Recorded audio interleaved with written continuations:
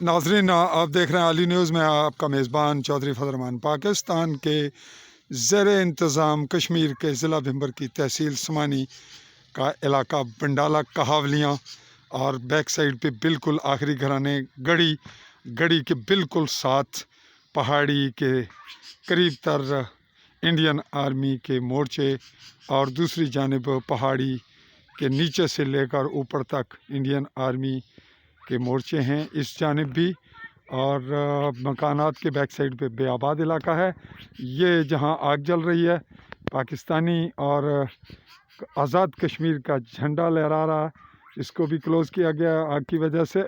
ये जो फैमिली जा रही है, ये अंसर महमूद के खाला, वालदा, बहनें, भाई, भतीजे, भांजे जा रहे हैं, जिन्होंने ये कब्र पर शहीद की जो 25 नवंबर 2020 को शहीद हुआ, यहाँ उसकी कब्र पर आग जलाई।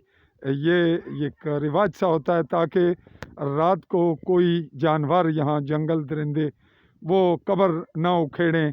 और दूसरा, ये 40 दिन तक ये रखा जाता है, बाज़ जगह इससे भी ज़्यादा। बुनियादी इसका मकसद यही है, लेकिन बाज़ लोग इसको शरई हवाले से लेना शुरू कर देंगे, तो ये मामला हर तौर इन लोगों का यहाँ का कल्चर है, इसका शरीयत से, इस्लाम से, दीन से कोई ताल्लुक़ नहीं इस आग के जलाए जाने का। तो नाजरीन, चूँकि यह अभी रात को अलग सा मंज़र होगा जब यहाँ इंडियन आर्मी देख रही होगी कि ये उस जगह पे आग जल रही है, उस कब्र के करीब रोशनी हो रही है जहाँ जिसको उनकी आर्मी की जानिब से टारगेट करके शहीद किया गया।